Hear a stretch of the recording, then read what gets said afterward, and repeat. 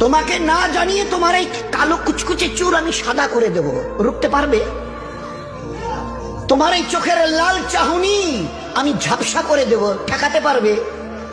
তোমার এই লোহার মতো মজবুত দাঁত 32টা 16 একটা একটা করে ট্রান্সফার করিয়ে দেব, তোমার কাছে কোনো পারমিশন নেব না, ধরে রাখতে পারবে? এইভাবে আস্তিন গোটানো, মাসল ফোলানো ধরে রাখতে পারবে তো? এরকম করবে না তো? এইভাবে এরকম হবে না তো?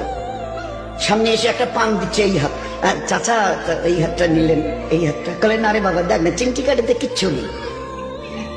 আসমান থেকে আওয়াজ দিচ্ছে, ও হাত তোমার কথা শুনে আমার, এ হাত তোমার কথা শুনে আমার। আমি এর পাওয়াজকে সিজ করে নিয়েছি।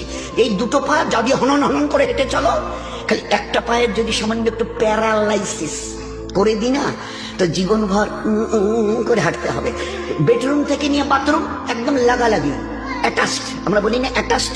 তুই বেডরুম থেকে নেমে বাথরুম কত 4-5 হাত, বেডরুমের দেয়াল আর এটাই হচ্ছে বাথরুমের দেয়াল, মাঝখানে একটা দরজা, এখান থেকে উঠে ওই ঘরের রুমটাতে পারবে?